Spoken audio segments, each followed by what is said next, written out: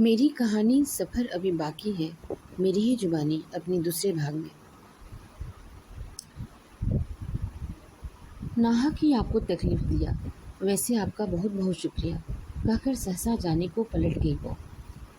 बिना कुछ सोचने की ज़रूरत के अनायास ही उसकी जुबान से जिम्मेदारी से शब्द निकल पड़े। देखिए, बारिश और भी तेज़ हो गई और अब तो तूफ़ानी हवाएं भी चलने लगी हैं। इस शहर में अजनबी मालूम पड़ती हैं। शहर के सुनसान सड़कों पर आधी रात में भटकना सही नहीं होगा। जिसे आप ढूंढने निकली थी उसका आखिरी पता ठिकाना भी तो फिर यही था। मैं समझता हूँ आपको रात भर के लिए यहीं ठहरना चाहिए।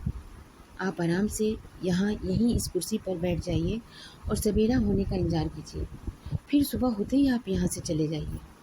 यह कहकर पर्दे के कोने को एक तरफ हटा आधा सिर कमरे के भीतर डाल पैर उठाया ही था कि वो वहीं ठहर गए। नहीं, शायद यह ठीक नहीं होगा, मन ही मन बुदबुदाया और वहीं बरामदे की तरफ रखे बेंत वाले सोफे पर बैठ गया।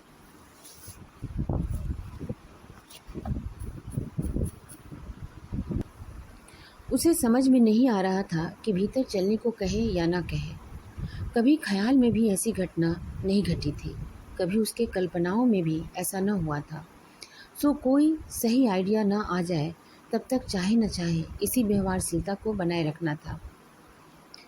चुप्पी मधु ने ही तोड़ी, जैसे अपनी सफाई में कुछ कहना चाह रही हूँ।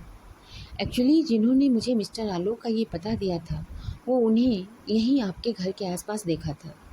फिर वो खुली तो खुलती चली गई, जैसे महीने से किसी से कुछ कहने को व्याकुल हो और वो अपना सा आदमी उसे मिल नहीं रहा हो। एक ही रात में उसने जैसे जन्मों की जान पहचान कर ली। पूरे 5 साल से मैं ढूंढ रही हूँ आलोक को। उसे ढूंढते ढूंढते मैं इतनी आगे निकल आई हूँ कि अपनी ज़िंदगी कहीं बहुत पीछे छूट गई है। अब जाकर किसी को वो नज़र आया भी तो मुझे निराशा ही मिली और मेरे हाथों हताशा ही लगी। घर पर बूढ़े माँ बाप की आंखें राह देखते देखते पथरा गई हैं और मेरे पैरों में छाले वो अपनों से ऐसे रूठे कि हमसे ज़िंदगी रूठ गई। आप बताइए, क्या ऐसी भी नाराज़गी होती है कि कोई अपनों को इस तरह भुला दे?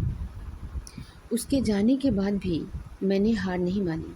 खुद से, ज़िंदगी से और माता पिता सबसे बगावत ठान ली।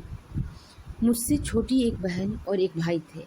माँ बाप ने बहुत मनाया समझाया, डांटा फटकारा, शादी कर लो, मगर मैं नहीं मानी।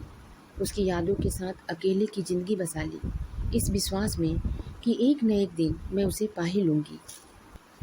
मैं उसकी बात भाव विभोर होकर सुने जा रहा था। इससे पहले मैं कभी भी ऐसी लड़की से नहीं मिला था। उसकी बातें सुनते हुए बीच बीच में पलकों से उतरकर हम दोनों के बीच जैसे पूनम आ खड़ी होती थी और मैं आंखें मूंद कर जैसे उसे एक तरफ कर देता था। मैंने पूछा, वैसे आपका घर किस शहर में है? उसने हल्की हंसी बिखेरते हुए कहा, आप सुनेंगे तो शायद हंस पड़ेंगे। यहाँ से सिर्फ 40 किलोमीटर दूर स्थित छोटा सा शहर मधुपुर। हाँ, मधुपुर की है ये कहानी। कुछ हिचकिचाते हुए फिर वो बोला, मैं नहीं जानता मुझे यह पूछना चाहिए कि नहीं, मगर हुआ क्या था जो आलोक इस तरह बिना किसी से कुछ कहे सुने घर से हमेशा के लिए चले गए, गुमनाम बन गए? यह सुनकर उसने बरामदे के बाहर नज़र उठाकर देखा। सुबह का सूरज दूर आसमान के आंचल से निकला इधर ही चला आ रहा था। उसने कहा, सवेरा तो हो ही चला, मुझे अब जाना चाहिए।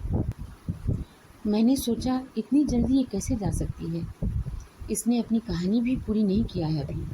वैसे भी इस शहर में इसका कोई ठौर ठिकाना तो है नहीं। कहानी के समीक्षक की तरह मैं सोचने लगा, आखिर ये आलोक को ढूंढेगी कैसे? अकेले कहाँ जाएगी, कहाँ रहेगी? ढूंढना तो है आलोक को, किसी की मदद की ज़रूरत तो इसे पड़ेगी ही। मेरी कहानी सफ़र अभी बाकी है, मेरी ही जुबानी अपने दूसरे भाग में। नाहक ही आपको तकलीफ़ दिया, वैसे आपका बहुत बहुत शुक्रिया, कहकर